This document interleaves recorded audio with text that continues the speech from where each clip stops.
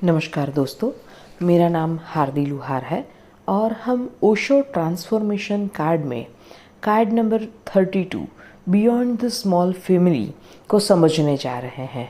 और ये बात बहुत ही सुंदर कहानी के साथ समझाई जा रही है। आइए इस कहानी को हम सुनते हैं। जीसस छोटे थे तब की यह बात है। वह अपने माता पिता के साथ मंदिर में कोई बड़े उत्सव में गए थे।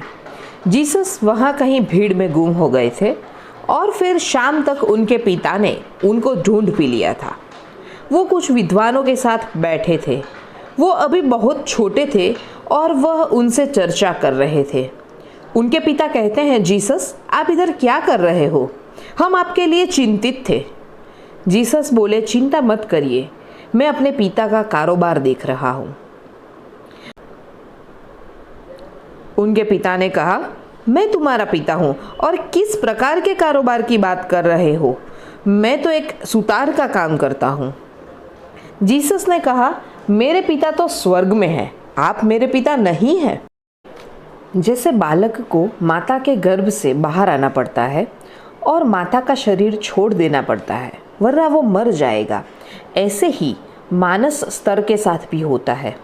हमको माता और पिता के गर्भ से बाहर आ जाना पड़ता है, शारीरिक रूप से नहीं, मानसिक रूप से, और सिर्फ मानसिक रूप से भी नहीं, आध्यात्मिक रूप से।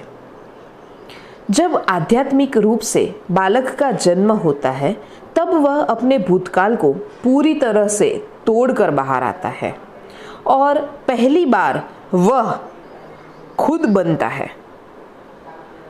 किसी के ऊपर आधारित न हो ऐसी एक हकीकत बनता है। वह अपने पैरों पर खड़ा होता है। इससे पहले वह सिर्फ अपने माता पिता या कुटुंब का हिस्सा होता है, परंतु वह खुद कभी नहीं होता। आप जो कुछ भी कर रहे हैं, आप जो कुछ भी सोच रहे हैं, देखिए क्या वो आप में से ही आ रहा है या कोई और उसे बोल रहा है। और आप सही में आवाज़ कहाँ से आ रहा है ये खोज करोगे तो आश्चर्य होगा कि ये शायद आपकी माता हो सकती है या आपके पिता हो सकते हैं या आपके घर का कोई इंसान हो सकता है। और वो सारी बातों को आप अपने मन की गहराई में उसी तरह दर्ज की हुई पाओगे जिस तरह से आपको दी गई थी। आप उनको फिर से वही दोहराते हुए सुन पाओगे। वो ही आदेश, वो सलाह, वो अनुशासन, वो आज्ञा और सब कुछ। बहुत सारे लोगों को आप अपने मन की गहराई में पा सकोगे। आप जिस मंदिर जाते थे वहाँ के पुजारी, शिक्षक, मित्र, आपके आसपास रहने वाले लोग, आपके कुटुंब के लोग, और उन सब से लड़ने की ज़रूरत नहीं है। सिर्फ यह जान लेना कि यह तुम्हारा आवाज़ नहीं है, किसी और का आवाज़ है, वो फिर चाहे कोई भी हो।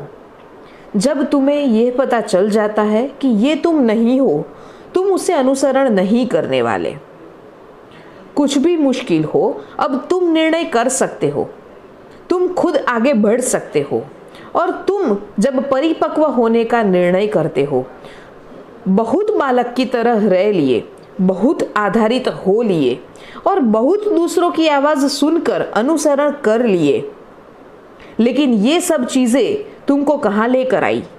झंझटों में, मुश्किलों में।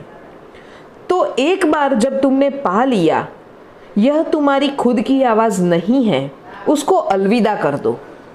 क्योंकि जो व्यक्ति ने आवाज़ दिया है वह तुम्हारा दुश्मन नहीं है, उसका आशय भी खराब नहीं है, परंतु यह प्रश्न आशय का है ही नहीं। यह प्रश्न है कि उन्होंने तुम्हारे ऊपर कुछ थोपा है जो तुम्हारा खुद का नहीं है।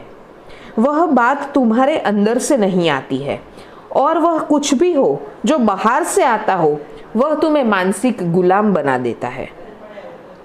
वह सिर्फ तुम्हारी आवाज़ हो सकती है जो तुम्हारे अंतर में फूल खिला सकती है, तुम्हें आज़ादी दिला सकती है।